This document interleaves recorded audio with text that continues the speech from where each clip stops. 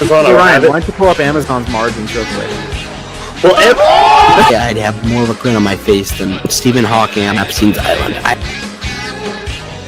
off as a smug cock when he said that. Wow, fiscal philosophy, you're not very smart at all. You screw up, cash flow kings.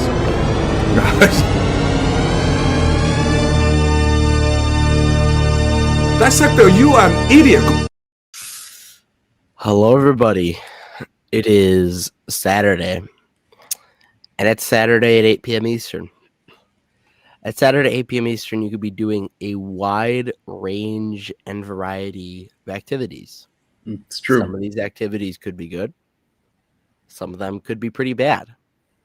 Fiscal, what are some of the negative or bad activities that you could be doing at Saturday at 8 p.m. Eastern? I mean, you could be sports betting on DraftKings. That's very popular where I'm at right now. Or Kalshi. I've never done such a thing. Right. You're a good boy. You never do this. You could be potentially going to the casino and then afterwards going to the after party at one of the Rick's establishments. Yeah, that's meeting up with the CEO and talking about tax evasion and getting bribed with lap dances. Oh my gosh. Ooh, that's not good. You could be charging $15,000 just to have a conversation with somebody. You could be paying $15,000 just to have a conversation. Yeah, that's probably more of a crime than actually charging it.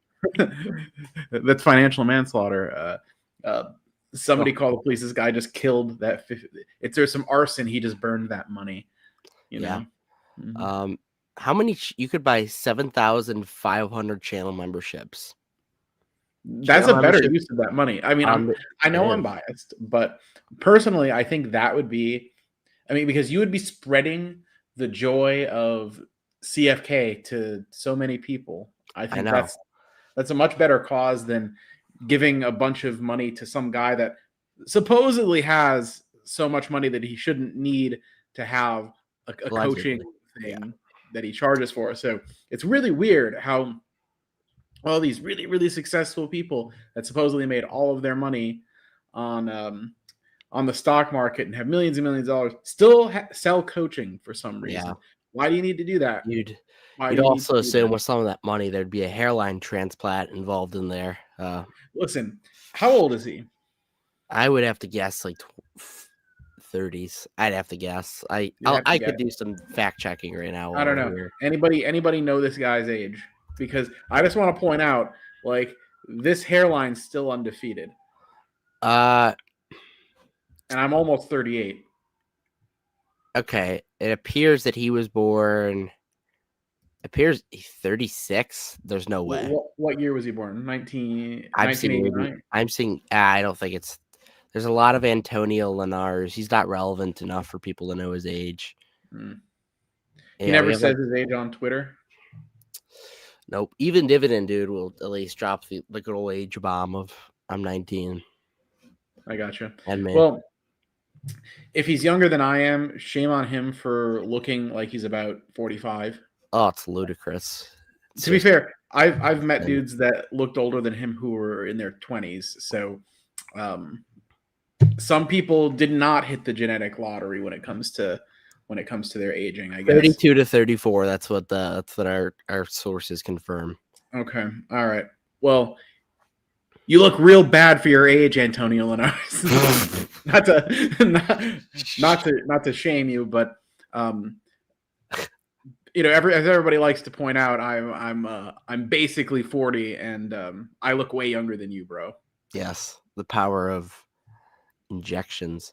I saw something. Speaking of injections, I saw something this week of some kid got staph infection and it stopped his heart because he was using the same needle to inject steroids. Oh, that's super smart. Yeah, I've heard. I mean, there was a guy named Greg Valentino. He was in this documentary called "The Man Whose Arms Exploded," and he got like this big abscess in like his bicep, and but he was like dropping needles on the floor and then using them and stuff like that. It's crazy. Like, it's absolutely crazy what people like. It's actually for anybody that's not familiar with like using any type of injectable medication like insulin or that kind of thing. It's super difficult if you're using like fresh supplies like you're supposed to and following like the proper hygiene. It's extremely difficult to give yourself an infection because do a fact, how many people have diabetes, type 2 diabetes in the US who use insulin? How many they use insulin? How many people have use insulin or insulin dependent in the US? Look that up real quick. So I'm studying in nutrition, but unfortunately, yeah, I think it's tens of millions. An estimated 8.4 rely on insulin. 8.4 million. But yeah, I'd assume like more use for other in the US. Yeah. Okay. So no, that's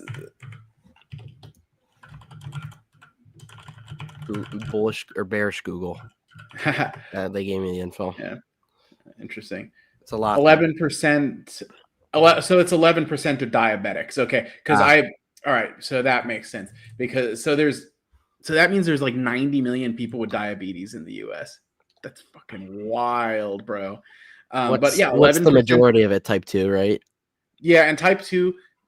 So what you get for being a fat. It has to be very advanced before you have to have insulin with type 2. Yeah. They try to control it with other means first because once they put you on the insulin, you're basically. But yeah, so 8.4 million people inject insulin basically every day. How often do you hear about them being rushed to the emergency room with an infection because they somehow managed to fuck it up? I don't tune into the news a lot, but I've never heard of one instance. Like, I'm sure it's happened sometime, but I have never heard of one instance. Yeah. So there is something about people who cut loose on the juice that they're maybe it's like Mike Israetel says, and it just lowers your IQ or something. Dr. Mike. His PhD thesis is in shambles, ladies and gentlemen. Coach Scraggy doesn't like Dr. Mike. We're 8 followers away. I know, yeah. And Jeff Nippard in there too. Jeff Nipple. We're 8 followers away from 1,000 on Twitter. Go help us.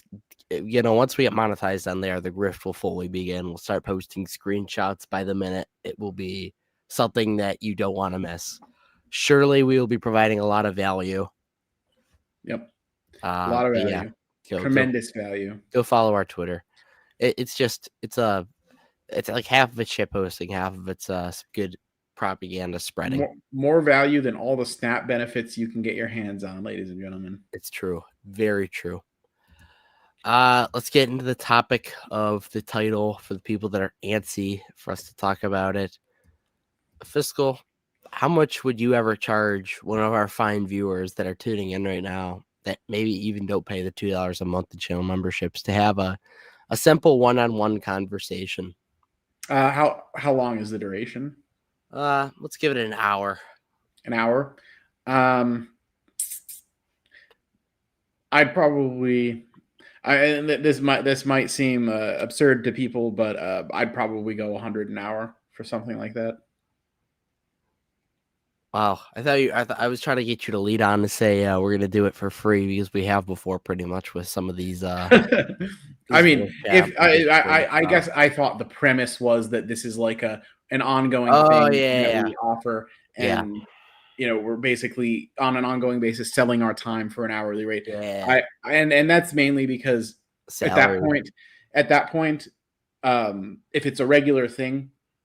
And more than a few people do, like you end up in a situation where you're reporting it on your taxes, hopefully, if you're compliant there, and the trouble that you have to go through to do that and pay the extra basically self-employment tax on that money, etc. You need to charge a premium on your time if you're doing what is basically consulting on an hourly basis. Now, yeah, I think that's a more, but that's still a more reasonable number, I think, than what some people charge. Oh no! Oh, good Lord, Gil, do you want to come on tonight? We don't have a guest today. We'll bring you on. Yeah, I'm just pulling up the recap right now. Of the earnings for Duolingo, but if you were to perhaps shill a stock or discuss a company, if you're charging 15 grand an hour to talk to somebody, just have a simple one-on-one conversation. Would you obviously anything can happen in the stock market, and I'm not saying whether the Duolingo was rational or irrational, but Gil, I'm bringing that out. It's funny. It's a bargain compared to some people. Do you think one of your companies or your genius picks would go down 20% within the span of minutes? Do you think there's something flawed with your process? I don't know. I mean, I've had stocks go down 20% in minutes before. That's not a small cap or TSSI. Well, no, I mean, yeah, I guess I've never had a large cap stock go down that much in that time, as far as I can remember. Yeah. But I do somewhat reject the premise that because a stock went down a lot, there was something wrong with your process. Those two things don't necessarily follow, right? Yeah. But I would say that this particular company, there's flaws, there's vulnerabilities. Yeah. Like Duolingo has been talked about on FinTwit for a while. It's one of the darlings, I think. I think that's safe to say, right? Darlings. Yeah. But you know how many people I've heard from, and here's the thing. I'm skeptical when people say AI is going to replace this or replace that when it comes to other companies like Google, for example. That didn't scare me away because I didn't think there was much to that. But one of the most popular actual real life use cases I've heard for large language models from people who use them is it's really helping me learn X, Y, or Z language. Yeah, because a lot of the models, to my understanding, have the capability to operate in different languages, and so if you have something like a chat GPT that that you can like converse with in another language to help you learn it, what is Duolingo going to do to defend against that? Like, I don't know much about Duolingo, but that would be a question I would need answered, because I think LLMs are way more of a threat there than they are to Google or to really anything else that I hold at the moment. I'm currently reading over some of the quarters or like the recap. But what were your general impressions of the stock before? Obviously Joseph Carlson held it, so I wouldn't touch it. If we're talking about Duolingo. Yeah. No, I wouldn't touch it.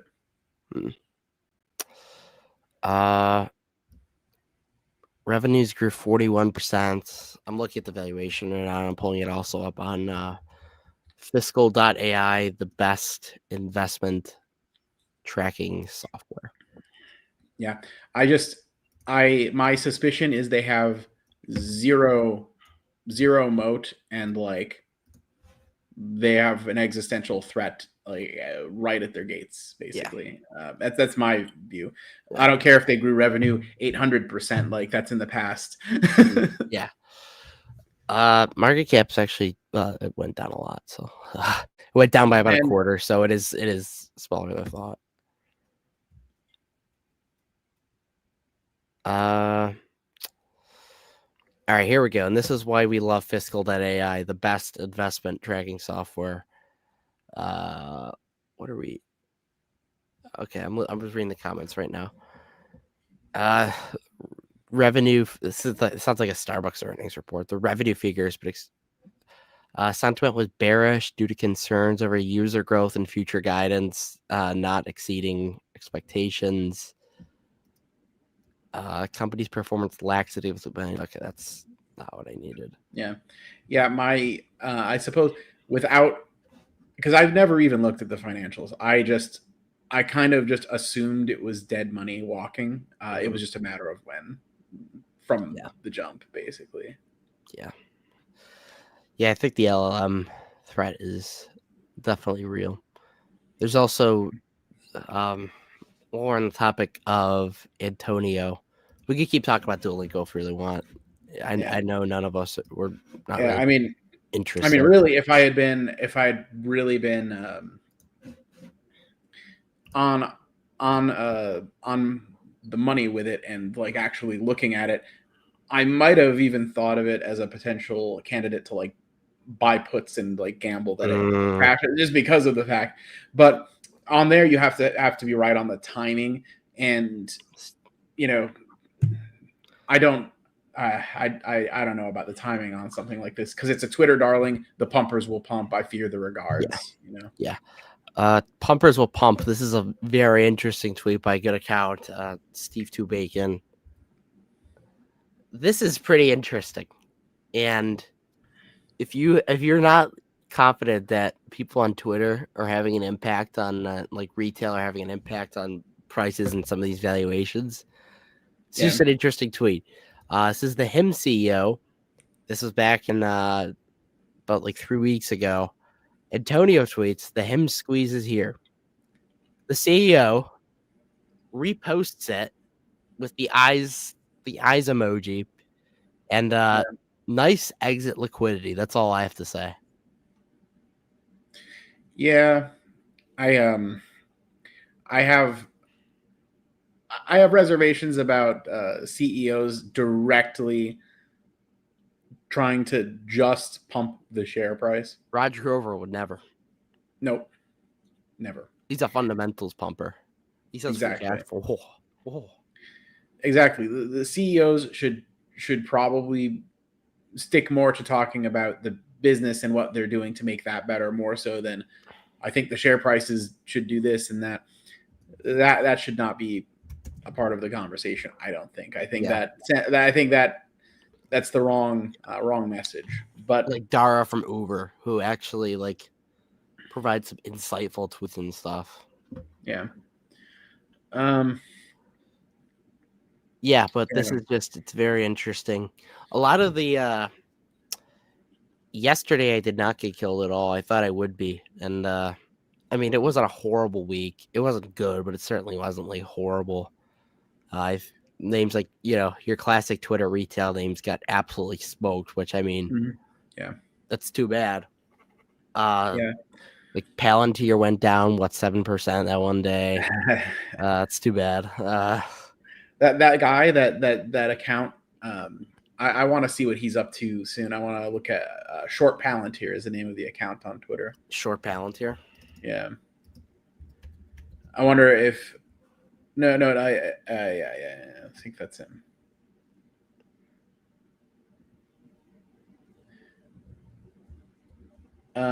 Maybe look for screenshots of his account. Okay.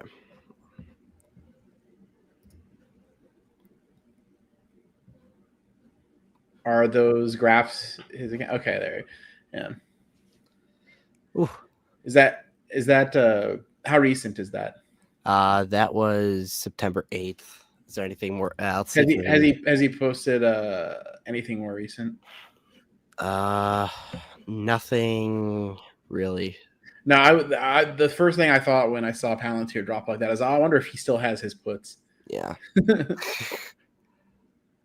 We all know what the ultimate indicator for the Palantir top and bottom is. It's whether a certain individual makes tweets about the valuation or not. Clearly, I'm flirting with the AI, huh? Oh, it could be true. Are the rumors true? Fiscal has an AI girlfriend. It's a robot. My speaking fee is now $1. Perfect. Thank you. I have a flight next Saturday, and if that gets canceled, I'm going to be livid. I'm just reading some of the comments right now. because of the government. Yeah, and I should actually, the whole shutdown thing is the reason I'm staying put for Thanksgiving, and gonna I'll fly back at Christmas. As soon I won't book anything until the government reopens, though, because I'm not dealing with a 4-hour TSA line or no air traffic controllers, because I don't want to die. Yeah. Yeah, it's true. So if Ryan, next week, if you guys don't get an episode after the pre-recorded one next week, I'm dead. Just keep that in mind. Yeah, I'm worried because I'm not going to dox myself here. I think TSA should be fine. The flight is at like fucking 7 a.m. So I'll be at the airport at like 4 or 5. And then at the airport where I'm going or leaving from, it's not like a major airport. So fingers crossed that should be fine. But flying through JFK, and I'm going to a foreign country. So just don't want to get locked out. I'll be recording my next 10 episodes from the beach if that's the case, which could be okay. But yeah. I mean, it is what it is, but I expect, unless they're really looking to make this record unbreakable, I think probably by Christmas it'll be resolved. Yeah, let's hope. There was almost a Blake Downer meetup this week, but it never occurred. Oh yeah, I saw you guys. Yeah, Blake could have. It would have been really hard because I would have been like disgusting, and if I were to shower, it would have been like 10 o'clock, and my brother has studies the next day. Whoa! I'm just reading the comments right now. You're reading internet White men for Kamala. Listen, we're unburdened by what has been, or something like that. Yeah, we've been unburdened by what has burdened and unburdening. Yeah. Are you worried about Trump's health? I feel like he's just going to be kind of sleepy for the next few years. I've been thinking on this, and honestly, we might be better off with JD Vance's. Oh, 1,000,000%. That's yeah. I don't think I mean, he's a little sly and wormy, but he's smart. Yeah. His connection, maybe Palantir will pump that if he gets in. Oh yeah, because he's best buds with Peter Thiel. Yeah, Peter, the Antichrist.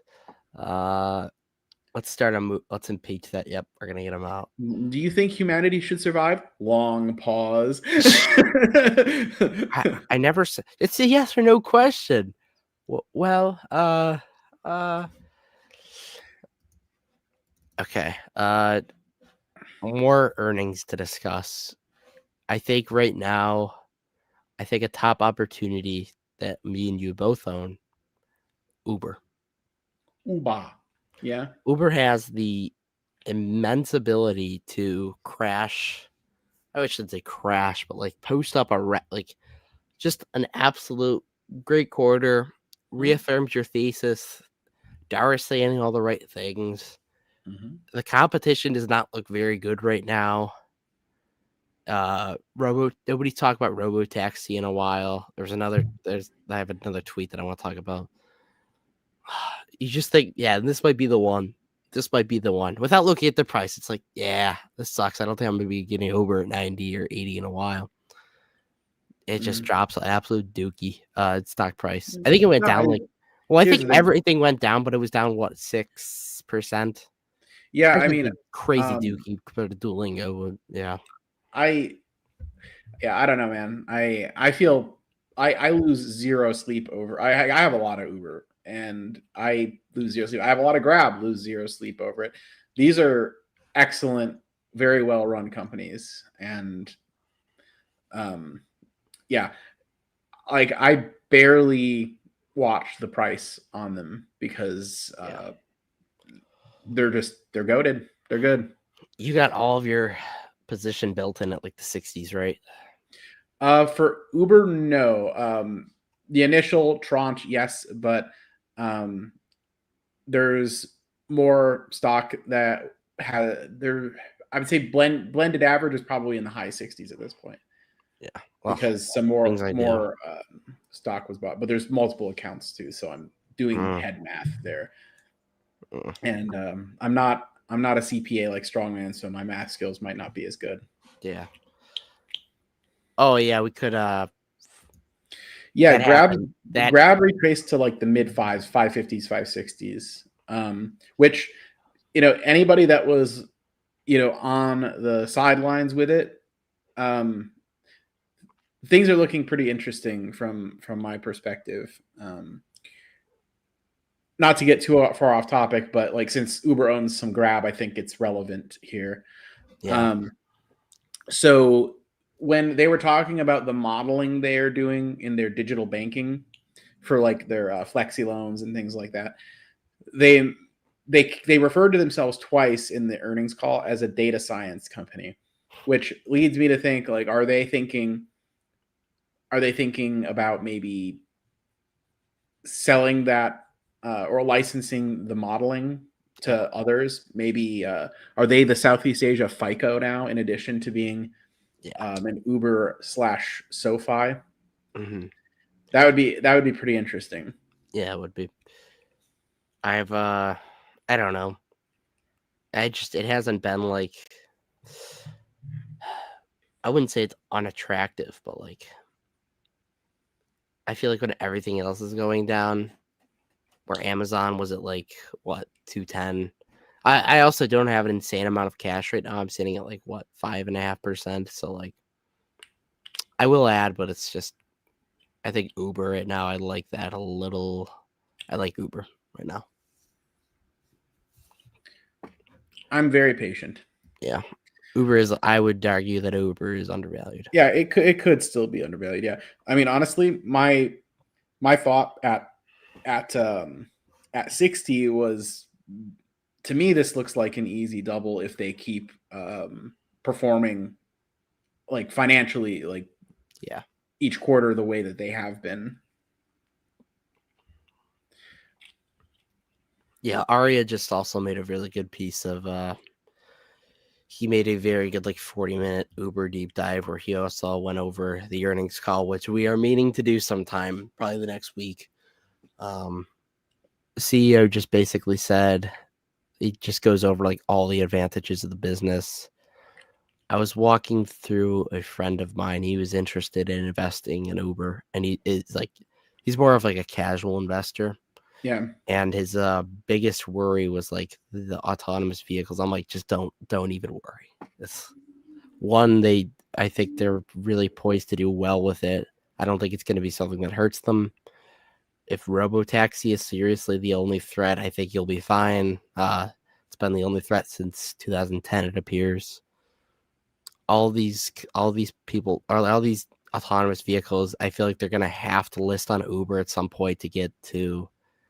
I think there's a cost efficiency benefit, but I also think that there's a scale where if you don't list on Uber, you're just not going to get as much efficiency and amount of customer potential. Yeah.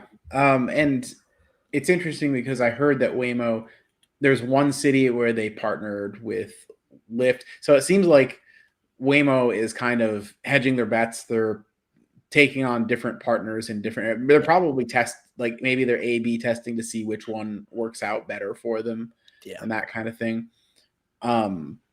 But ultimately, I think Uber is still by far number one for ride hailing and for food delivery for that matter. Oh, 100%. There's was it? I think it was Lyft that went down this week. No, 20%. One of them did. I'll fact check that right now. It must have been Dash then. Yeah, DoorDash went down 20% this week. I just don't think fundamentals just aren't going the right direction.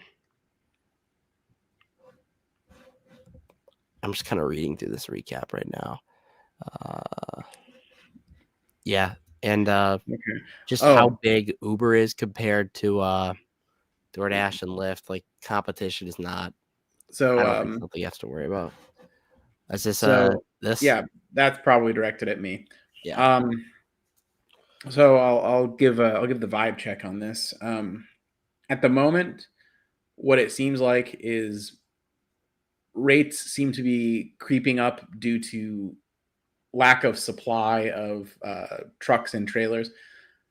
But for it to really break, what we need is an increase in demand as well at the same time, like a la 2021. But rates are creeping up. I'm noticing more and more when we book on the open market, using like DAT or anything like that, we see a higher ask from independent truckers. So it seems that the cost to get a truck is going up, but mainly because of supply. Now, there might be like the seasonal increase in demand that's normal at this time of year, but it doesn't seem like it's as much as previous years or as much as we'd like. Wow, what a humbling comment. Thanks. I wonder who could have posted that. A lot. I'm just reading through this comment section. This is so autistic. Paul asked, why would High Tide invest in Germany? I don't know if he's familiar with High Tide. Fiscal, why would a Canadian company want to go to Germany? What a random country to go to in the middle of Europe. Well, going to another country in general was something I think that made sense because the CEO, Raj Grover's background is as generally as an importer exporter. Like that's what he did. Now I think it was more in the early days, it was more like the glassware, and that was kind of his expertise. But because he knows how to do things internationally, he thought, an opportunity is here. The other is that Germany doesn't really grow anything themselves. Canada grows a surplus.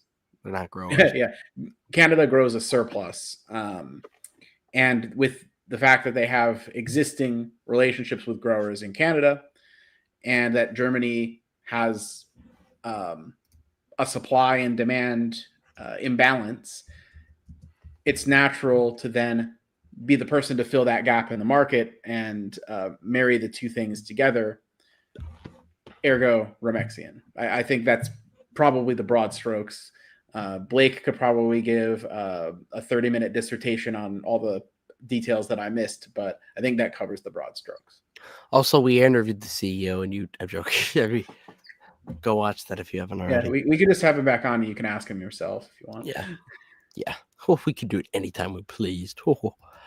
Yes, higher margin. We will do it again. High Tide's also interesting too right now with adjusting for the new revenues that are going to be added from if it's below 3, that's probably, you could probably view that as a strategic entry. Yeah, it might be a good time to add too. Even though my entry is pretty solid, I probably won't end up doing it. These pullbacks this last week or so have made me almost just what do I add more into, where do I deploy what I can deploy, right? Yeah. That's been the tough thing. And UNH has been kind of dipping. And if they got back into the 200s, man, United Health in the 200s. Well, United Health, that's the whales have been selling out for tax harvesting reasons. Yeah. The IRS is the one trick they don't want you to know. Saw that one on WikiHow. Yeah.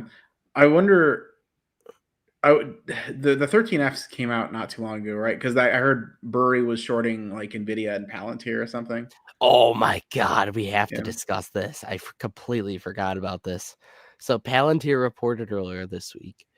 The CEO, Alex Karp, goes on CNBC, and oh my goodness, it was just do you want to watch it? It's the funniest thing ever. Have you seen it? No, I haven't. Okay, so Karp is he's a little autistic, and you gotta love that about him. That's what you'd want with the CEO. Carp crashes out. He's like, oh, no. Oh no. Oh boy. Oh, wow. Oh, good Lord. User CW6I. I wonder who that could be. That's a mouthful. Yeah, that is a mouthful. Has become a channel member and customary before we play the Alex Carp crash out. Yeah, he gets really pissy about. Yeah. Okay, we have to dance now for this great channel member. So, all right. As per usual, any sort of financial gain on this channel, we will dance for $1. So here we go. Round two. Here we go.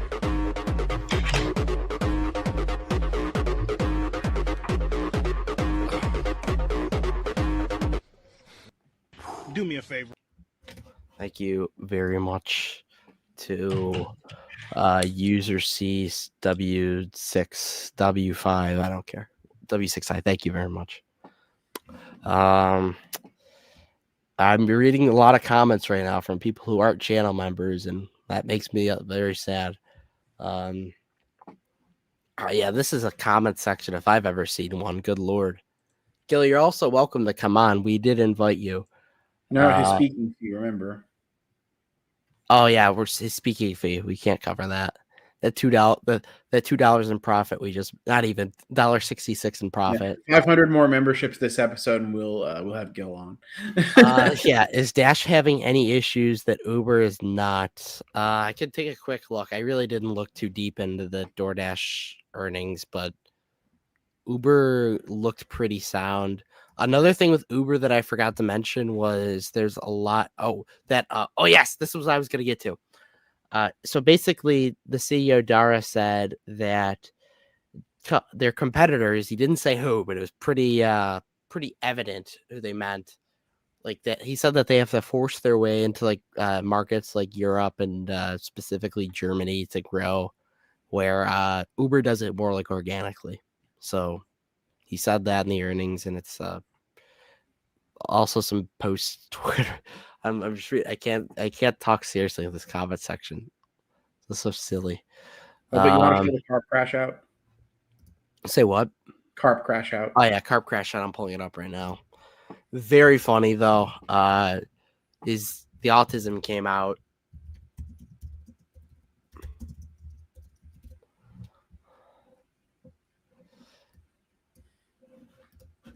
It's 10 minutes long. I'll play it on 0.125.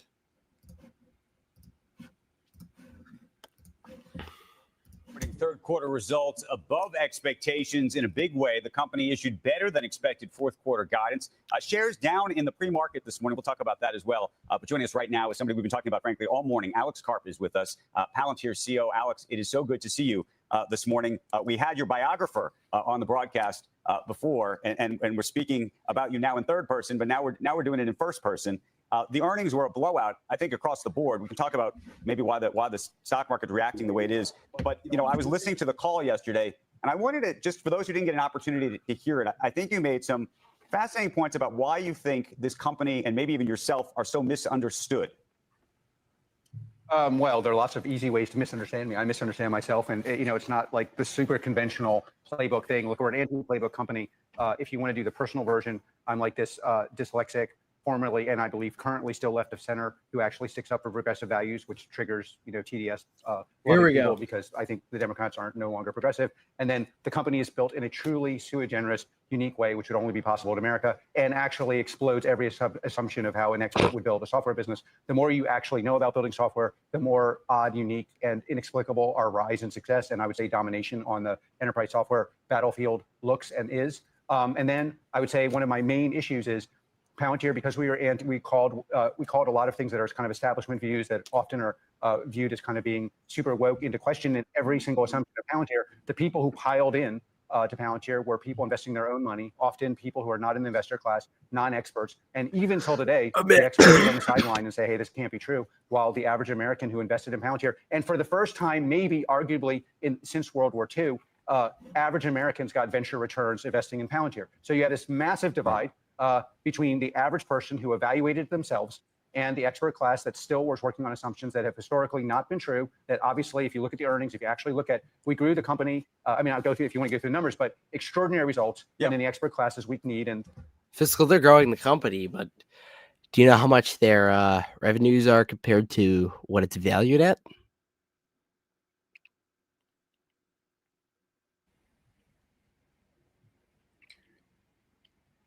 I think you're good. Yeah, no, my Wi-Fi signal dropped to nothing for like 2 seconds. So, but no, I think we're good now. So repeat what you said. For a company, he's talking all about how they're growing the company. What are they being valued at compared to what the actual revenues are? I think it's something like 30 times price to sales or something like that. Market cap 491 billion. Revenue last quarter 1.18 billion. What's the trailing 12 months? Projected 4.4 bill. So 100 times price to sales. I could pull up the price to sales specifically, but if the math is mathing, yes, because 116. That is clearly your growth justifies an over 100 price to sales. Mm-hmm. What could possibly go wrong? The retail people are all in. So, but in fairness, but that's what I wanted to ask you about in terms of because there is a misunderstanding. Clearly, you look at the analysts. Most analysts, think that this stock is overpriced. You have people like Michael Burry out there shorting it. Everybody who's shorted the stock thus far has been on the losing end of it. And I'm trying to understand if you look at sort of the growth trajectory, the sales, how much of the sales, frankly, I think actually there was a huge part coming from even existing customers, and just what the scale of this thing ultimately looks like in your mind. Okay, there are two parts. Of course, when I hear short sellers attacking what I believe is clearly the most important software company in America, and therefore in the world in terms of our impact, simply to make money, and trying to call the AI revolution into question, where we have this anomalous numbers, 114, rule of 40, et cetera. It just is super triggering because these people, they could pick on any company in the world. They have to pick on the one that actually helps people, that actually has made money for the average person, that is actually supporting our warfighters. Why do they have to go after us? And I'll tell you what, though, it's crazy motivating, because I'll tell you why the short sellers are constantly getting screwed by Palantir. Because every time they short us, we just are like tripling down on getting the better numbers, in part, honestly, to make them poorer. But okay, so the question of the actual power of the business and what is it worth? I mean, at the end of the day, one of the things that is actually in the book, the biography, and that I actually think that you always have to ask is the person persuasive or are they right? And across all sorts of movements, political, you see this on the regressive part of the Democratic Party. We're about to probably have a complete disaster. I was born in New York. But if you actually said, do these things actually work? Everyone's like, of course I'm not going to vote for that. But instead they ask, does it work in theory? The theoreticians, you have to ask, how often have you been right? And Palantir is about pragmatic decisions that create unfair advantages for America and its allies. And on that, we've been right for almost 20 years on all major decisions. And I believe we'll be right going forward. For when he has to get you can argue, I don't. He's getting ready to press that button to fucking nuke Michael Burry. He's going to end Michael Burry's whole career. 115 price to sales. That is ludicrous. That's worse than what I thought it was. I thought it'd be like 80 or 90. No, I was thinking, is it like 30 or something? That's pretty high. Wow. Gil is the only one who calls out the grifters like us. We are grifters. It's true. If they could come after the high. Wow, what a comment. That might have to be. That might be quote of the year. Out. You got Fraser pairing. He's gonna throw his purse at you. What's the scoop with Fraser? What's up with him lately? Well, he hasn't said dick about MPW since they settled the lawsuit. No fun. Yeah. All right, I just had to submit that to quote of the year. And he's not in my comment section anymore on YouTube either. I remember those days. Recording me, probably to masturbate later. Whoa, Fraser does like that. I know, they're constantly but they thought Palantir was overvalued at 10. They thought it was overvalued at 20. I'm not even here saying what the valuation is. I'm just saying he's referring to Dividend. He keeps referring to an honest day, and you think he'd be referring to like these shorts or whatever, but nope, it's Twitter. It's the Twitter quants. Company in the world that has a rule of 114, that has U.S. commercial growing at 121%, that aggregate growth in the U.S. is 77%, that has throwing off free cash flow in a way that's anomalous, and that is fully aligned with our customers.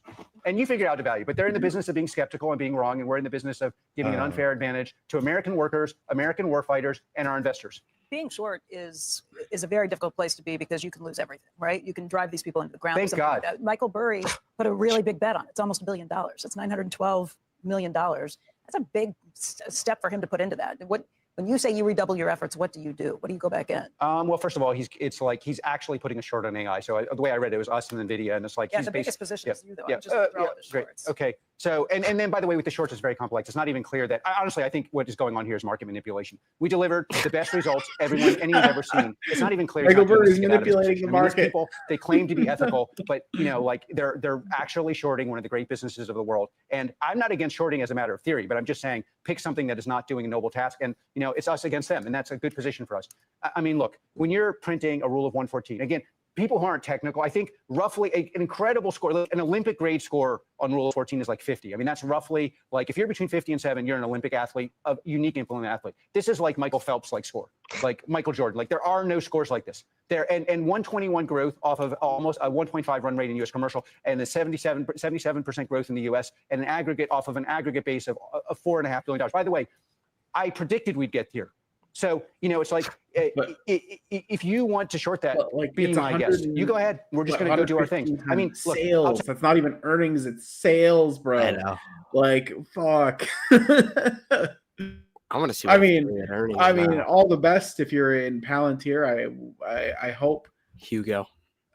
But like, 412 times earnings. But also to call it like noble work. Okay, settle down there, Chief.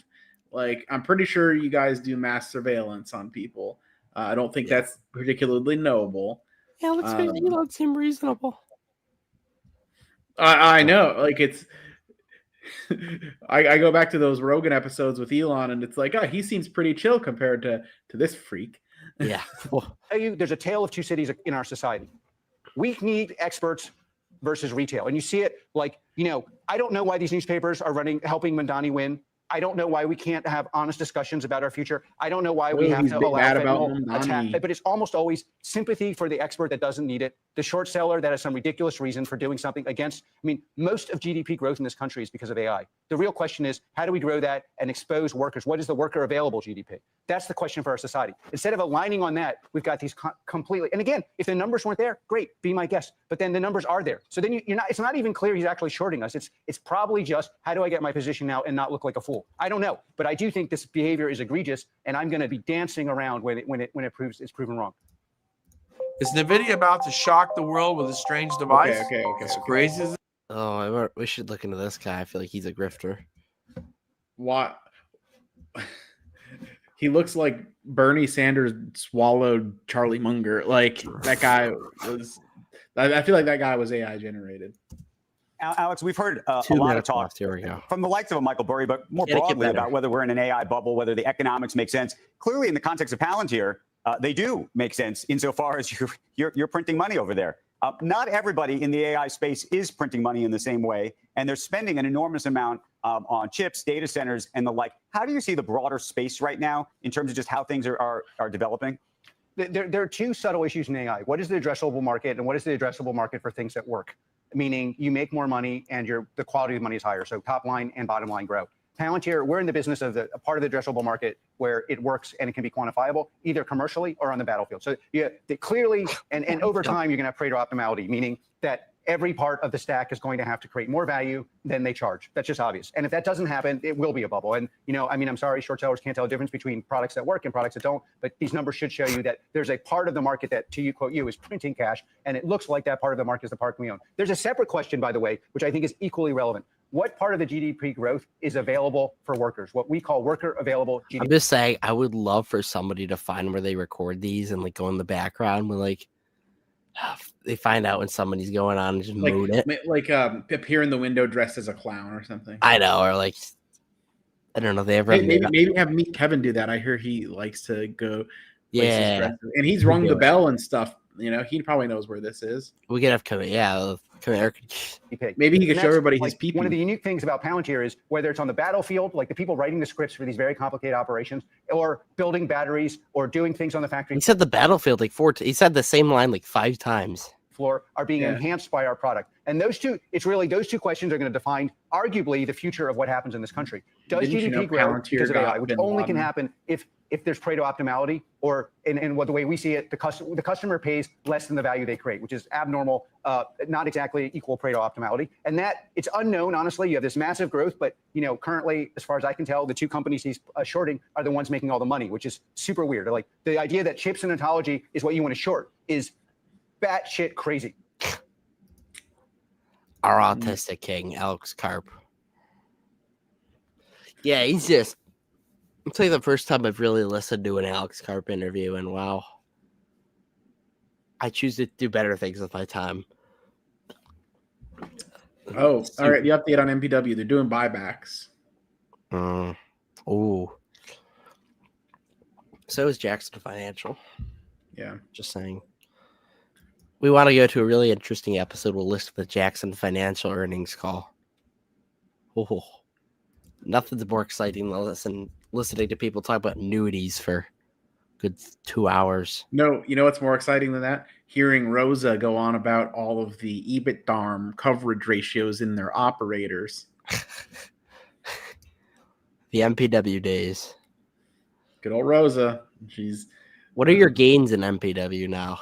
My gains, negative something. Oh, I'm probably like 9% down or something. Never gonna sell.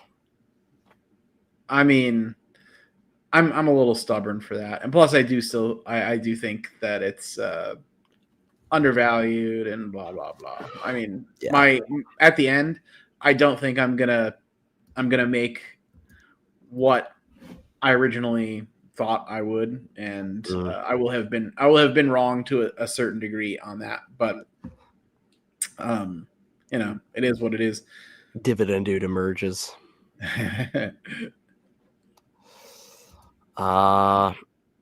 Jackson reported this week. It went down. It got to it's at 92 right now. It's up after hours, but nothing insane. I think they barely missed revenues. I think net cash flows were negative, and that kind of freaked some people out on Twitter of what I saw, but they're still buying back and paying out dividends of $1 billion annually on a company that's being valued at $7 billion. If my math is mathing, that's pretty good, no? Yeah, that's like PayPal on steroids. Yeah, PayPal on steroids. 6.26 billion. So that's even case in point. Dan has the screenshots. Steve also made a great comment earlier to smash the like button if you guys haven't already. It helps. Also, if you want to go the extra mile, go repost on Twitter. It helps a lot. If you want to go the extra mile, become a channel member so we get money from you. For members, that helps the most if I'm saying so myself. Yes, and by the way, it could have been the gift that keeps on giving past $20 because the other day, Warrior Met Coal, which is a stock that Blake pitched to us on a members only video, $2 a month. Once again, if you want to watch the entire pitch, the thesis, whatever, there's a few updates on there too. Warrior Met Coal went up 20% this week. Yeah, it was actually in one day. By the way, back when I bought 100 shares at about $44 a share, by the way. I'm up like 80%. We should have bought. Buy my course, bro. Yeah. Blake, the person who actually pitched it, never bought. It was only he bought a tracker share, which I did as well. But then when I saw it drop like considerably, because I think my first tracker share was at like 56 or something, and then when it got to 44 or whatever it was, I was like, this is too cheap.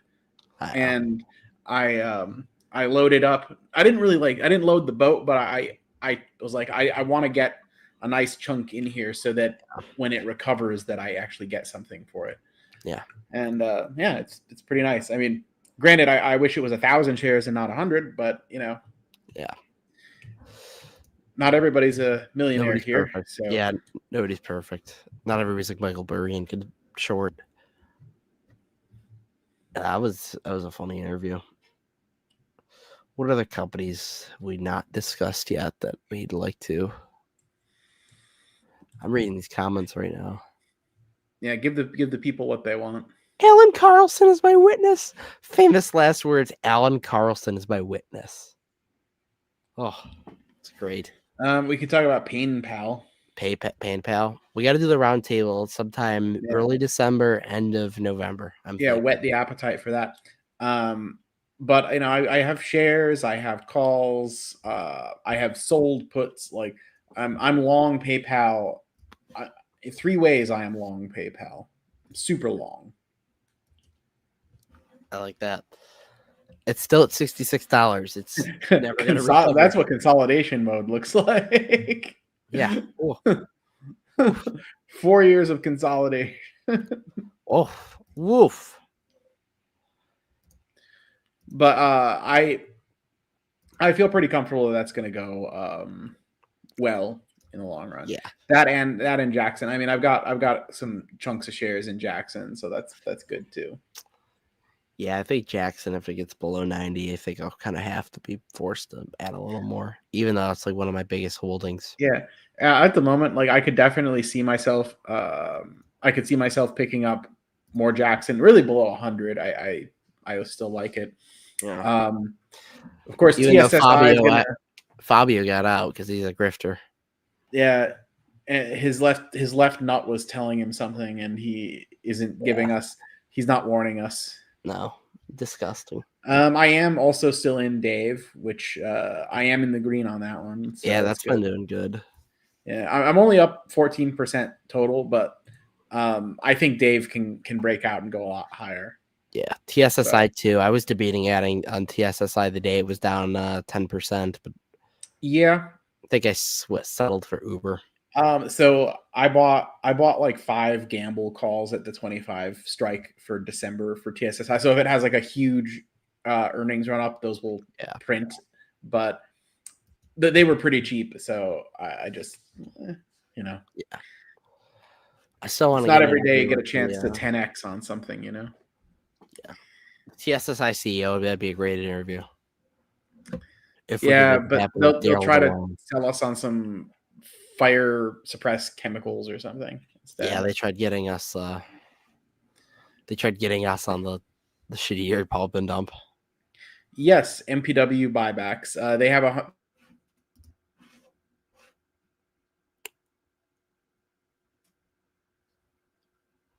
they start deploying it immediately, is what they told her.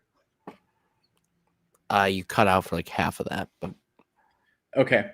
Well, they told the analysts they will start deploying it immediately. There you go. Basically. Yeah. And yeah, I don't know. They said that they thought that the 150 million is best used on like MPW stock is so undervalued. This is the best use of the money. And I'm like, I mean, what's their yield right now? I think it's like 6.5% or something that they save on the dividend for their buybacks. And most of their debt is lower than that. So maybe, but I don't know. Yeah. Seems like maybe they're just trying to pump. I don't know. Do you want to take a wild guess, like a dartboard right now of how much I'm up on my Microsoft? 70%. Higher. 120%. 110. Oh, I was close. Yeah. I'm considering. I'm not going to do it. I've been considering selling Microsoft forever. I was debating putting it maybe into Amazon. Yeah.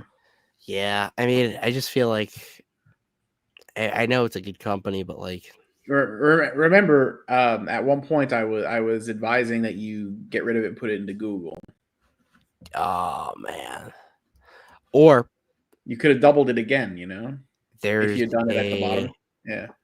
there's a secret company right now. It's actually not so secret, but it's starting to get really interesting, which is Meta. Yeah. I really cheap. Yeah, I'm sitting here thinking of Meta below 600. Price to free cash flow 35, PE of 27.5 for Meta. Like really.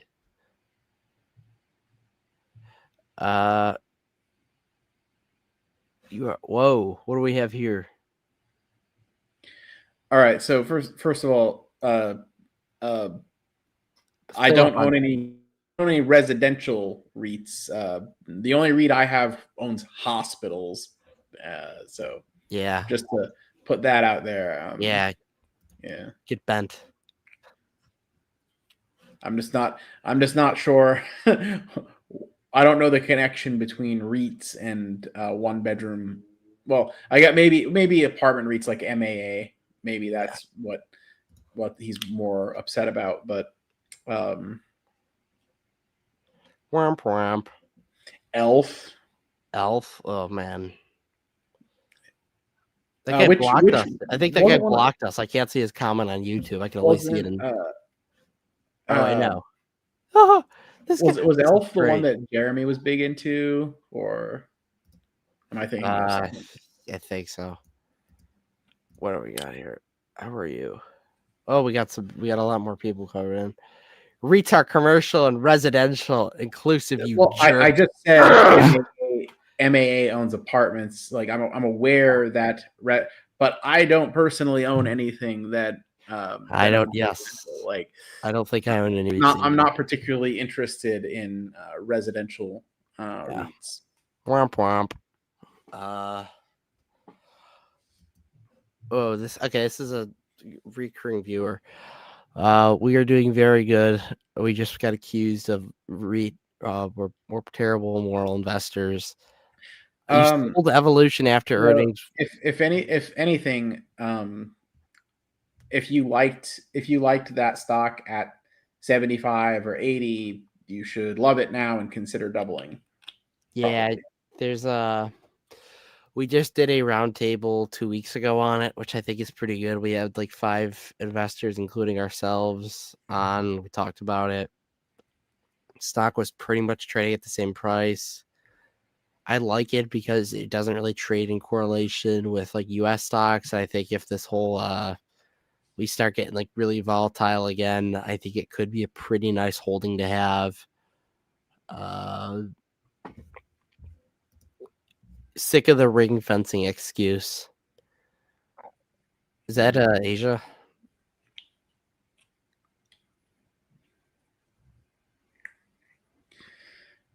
I mean, I think the lackluster growth is more so from moving out of the unregulated markets. I mean, to my understanding. Yeah, it's from what I've unregulated markets and Asia having trouble with their games being stolen.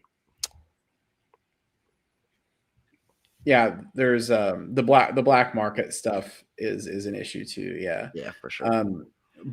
I mean, actually, that's even an issue for like the tobacco companies because there's illegal non-FDA compliant vape products that just random small people just make and sell basically out of like a garage or something and sell to the smoke shops.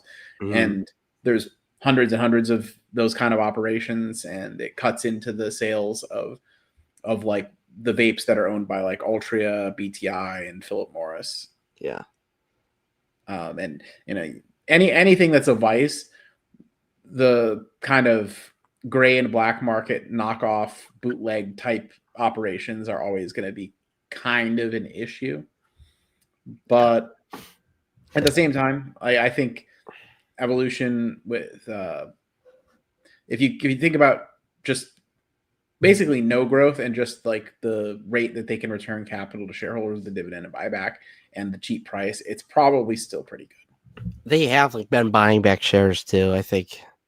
Yeah, they've been putting out like pretty frequent announcements. Yeah. Granted, the buyback volume isn't even half of what I wish it was, but I know. Just we need to. It is what it is. Like I don't have like a ton tied up in it, but I don't see any reason why I'm going to sell. Pfizer. I'm gonna die. Oh no.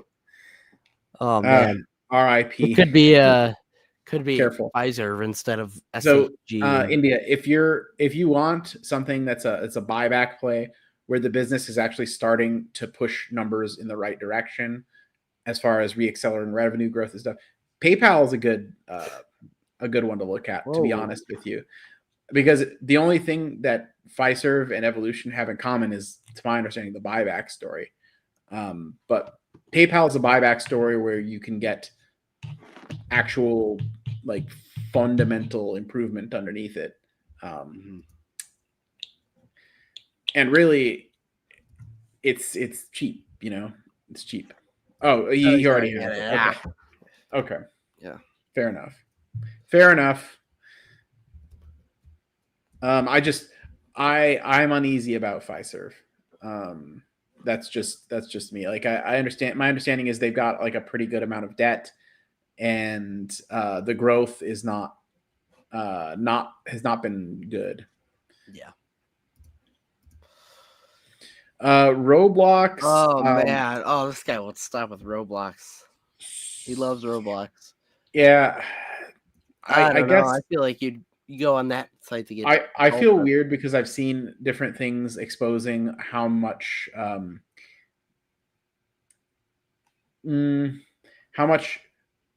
unscrupulous activity between like creepy adults and like children take place on there. So like there was, we couldn't do it. I don't know. There was some kind of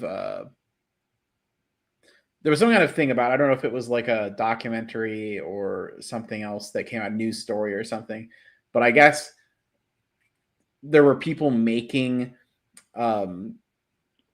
inappropriate, like you could make like your own levels or something in there. Is that, I don't know how Roblox works exactly. I just know that it's online and it's like a game thing. Yeah, it's like but I guess like there were adults making like inappropriate like stages or levels or whatever in there and getting like kids to join or something, and it was like a scandal. Well, let's play rub the peanut butter on the pickle. Like, yeah, I don't know. It's the fact that I don't even really know what it is, I think, is also a challenge for me. Though there was this, I did run into this cougar at Target who was like looking for what do they call them? Robux to buy like a nephew of hers or something. And I was drunk on margaritas and helped her find them. Nice. Yeah. When was this? Oh, this was like over a year ago. Back in the day. It was back in the day. Mm-hmm. Yeah. Yeah, but no, she like clearly worked out, but I mean, she obviously tanned a little bit too much when she was younger too, but like she still had you can see like the skin's a little, I mean, a little probably a little leathery, I'm not reading that comment. That last comment's out of pocket. Retire. I'm not reading that comment. That's a little fucker. I don't know. I think Muhammad's a good investor, but like I just haven't really. Maybe that's where the opportunity is. That's the pedo discount. There's a tobacco discount. Maybe for Roblox, there's a pedo discount. In my view, a cougar is a lady, like maybe call it 35 and up, that still got it. That's my definition. Not Mistress Dividend. No, Mistress Dividend is a catfish and a fraud. Yeah, and fat. Probably. Jackson Financial, Andrew. That's all I have to say. We've been good.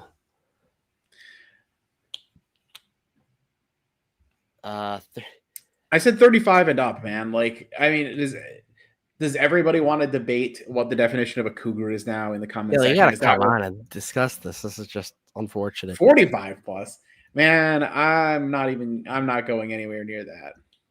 Oh, by the way, I'm getting a 50-year mortgage. Really? So your mortgage will be a cougar?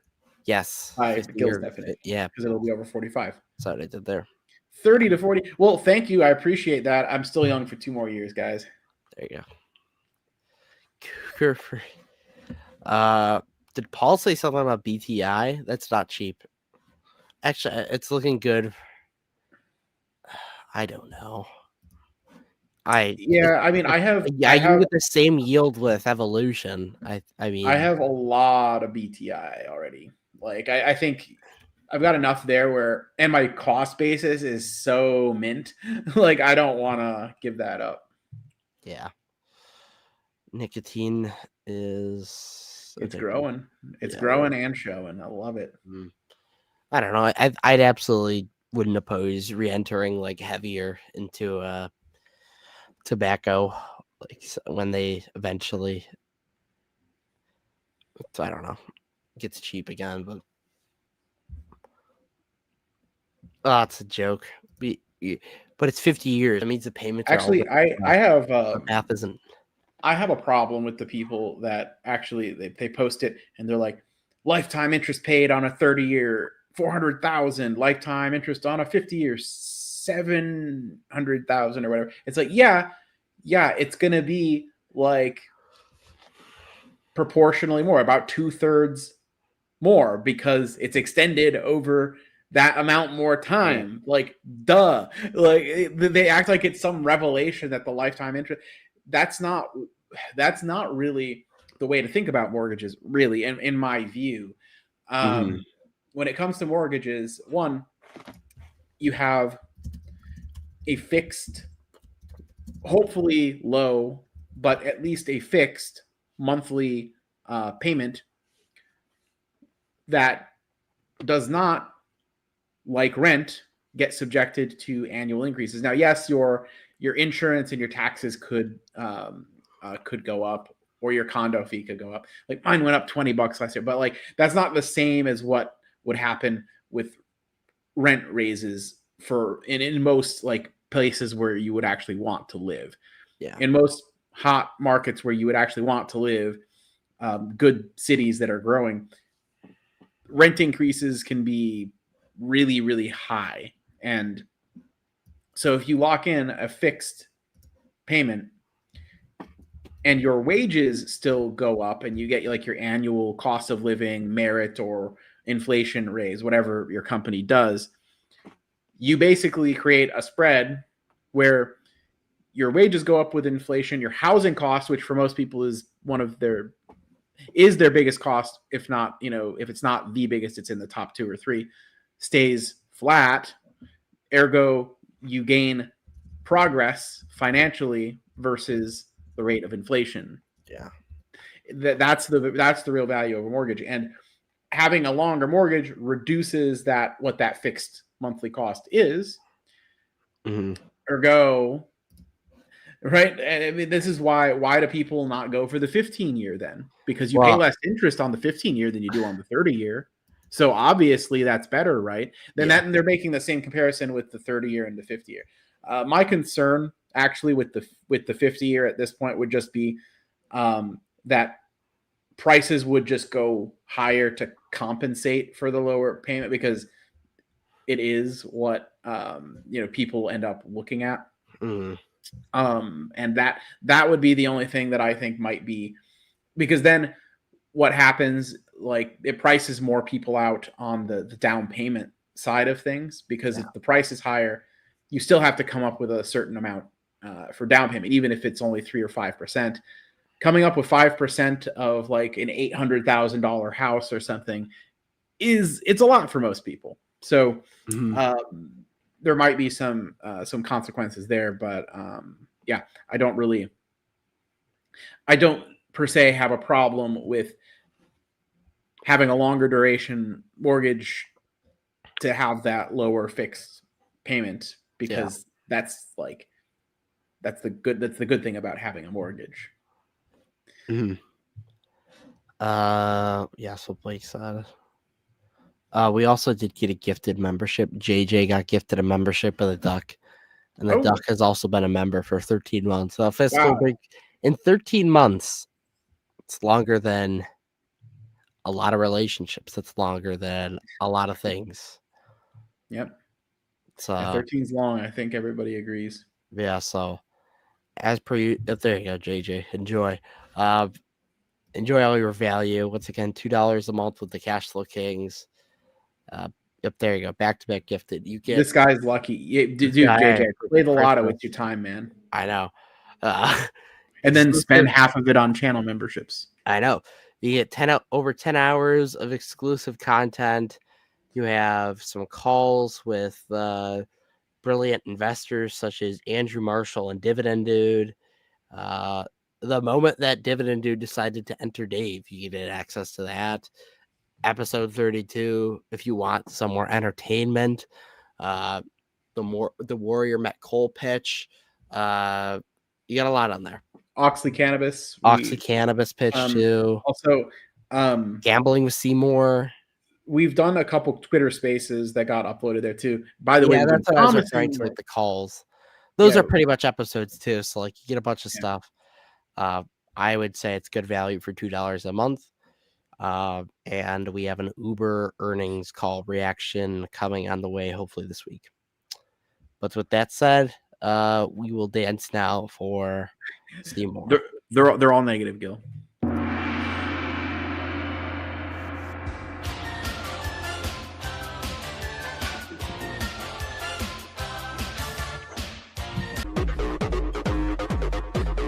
Round two, here we go. What a fun time.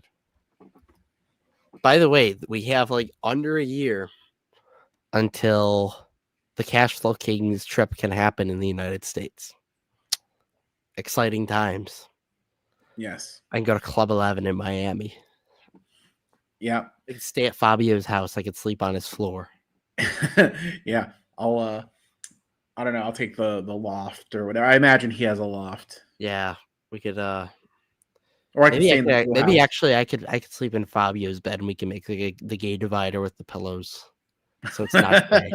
I hope I don't have a stuffy nose that night or he'll be up. But yeah, no, I'd love to do Florida. I haven't been. I think we should do Florida. Yeah, and Cooper lives in Florida, so and get everybody. Seymour would come down. I feel like Seymour would be the kind of guy to show up and like he's gonna request we go to like some sort of casino and he's gonna show up with like $300 in chips for us all to play with. He's gonna somehow mysteriously get it. Somehow mysteriously with his connections. I would rather wear an adult diaper than stay at Fabio's house. All right, you have fun with your Depends then, I guess. Yes. Anything else we haven't discussed that we'd like to talk about? I mean, I'm feeling pretty good. We got a good amount in. Look for a stacked December when it comes to guests. It's been a little lackluster recently. Some people drop out. Some people don't want to come on. It's fine. I enjoy not sharing a wall, floor, or ceiling with people. That and low P. Yeah, I'm with you. We have people across the street from me that have been doing. I share one wall. It's better. So I went from sharing like a ceiling and like multiple walls with different people to just one wall with one person, and like it's fine. It's cool, dude. We get along. Yeah, I like where I live now way better than where I'm. OG viewers remember the days where we'd hear some screaming and fighting in the background during some late night CFK episodes. Yeah, those were the days. Yeah. All right, everybody. Thank you all for tuning in. Keep an eye out in the community posts and or on Twitter at Cashflow Kings YT. Smash the like button. Subscribe. Do Dividend Stocks, Not Drugs, and of course, cash flow is king. Oh yeah.